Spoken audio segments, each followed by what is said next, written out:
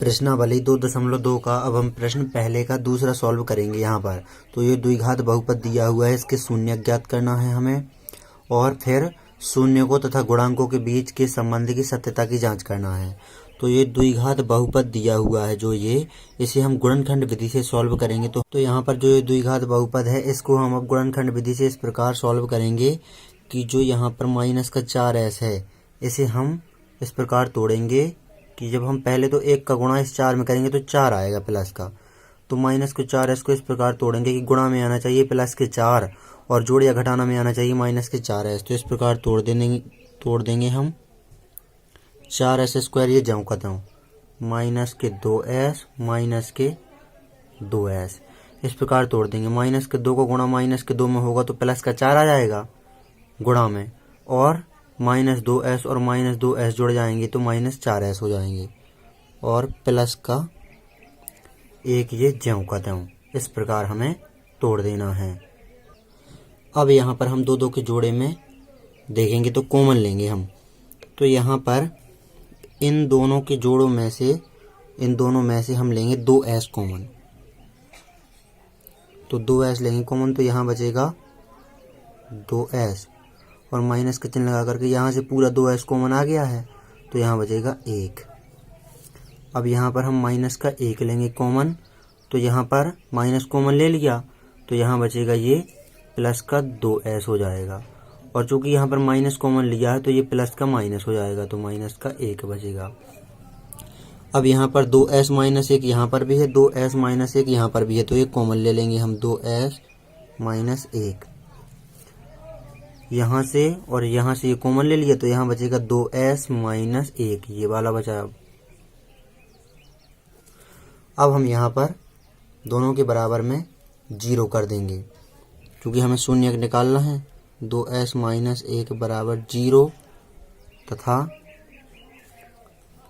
2s - 1 इसके बराबर में भी 0 कर दिया। अब यहाँ पर 2s ये ज्यों का त्यों माइनस के 1 का बराबर के उस तरफ पक्षांतरण होगा तो प्लस का 1 हो जाएगा, तथा यहाँ पर भी -1 का पक्षांतरण उस प्रकार उस तरफ हो जाएगा तो यहाँ पर भी प्लस का 1 हो जाएगा।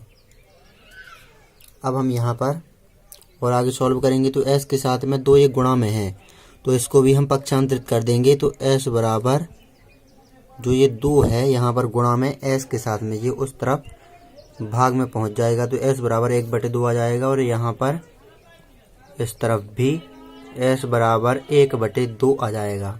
क्योंकि 2 ये गुणा में है s के बराबर के इस तरफ पक्षांतरण होगा तो भाग में चला जाएगा।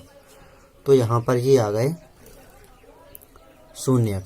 अतः द्विघात बहुपद 4s² - 4s + 1 के शून्यक 1/2, 1/2 यही आए हैं यहाँ पर शून्यक, तो यहाँ पर लिख दिया हमने। तो ये आ गया हमारा आंसर। अब हमें यहाँ पर सत्यता की जांच और करना है, तो यहाँ पर हम सत्यता की जांच भी अब करेंगे।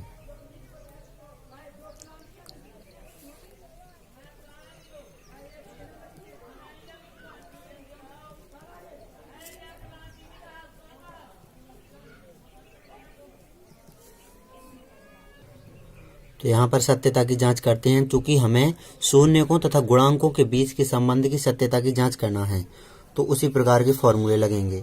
तो यहाँ पर शून्यकों तथा गुणांकों के बीच के संबंध की सत्यता की जांच करना है हमें। तो यहाँ पर सत्यता की जांच में पहला फॉर्मूला ये लगेगा, शून्यकों का योगफल बराबर -s का गुणांक बटे s² का गुणांक। सूत्र तो है यहाँ पर -x का गुणांक बटे x² का गुणांक, लेकिन यहाँ पर जो चर पद हैं वो s में हैं तो यहाँ पर हमने s ले लिए। अब हम यहाँ पर हम सत्यता की जांच करते हैं। तो शून्यकों का योगफल, तो शून्यक है 1/2 और 1/2, तो यहाँ पर 1/2 और 1/2 इन शून्यकों का योगफल हमने इस तरफ कर दिया और बराबर के इस तरफ माइनस का चिन्ह लगाया। s का गुणांक है यहाँ पर -4 और बटे में s² का गुणांक है यहाँ पर +4। अब यहाँ पर एलसीएम लेंगे हम यहाँ पर, तो यहाँ पर 2 आएगा एलसीएम और ऊपर 1 प्लस 1। अब यहाँ पर माइनस का गुणा माइनस में होगा तो प्लस का 4 और बटे में ये 4 ज्यों कहते हो 4 से 4 कैंसिल तो 1 आ जाएगा यहाँ पर, और 1 और 1 2 हो जाएगा तो 2 बटे 2 इस तरफ और बराबर में 1 ये तो 2 से 2 कैंसिल तो 1 बराबर 1। तो यहाँ पर बराबर आना चाहिए शून्यकों का योगफल और इस तरफ जो ये दायां भाग है माइनस एस का गुणांक बटे एस स्क्वायर का गुणांक, तो ये सत्य है यहाँ पर।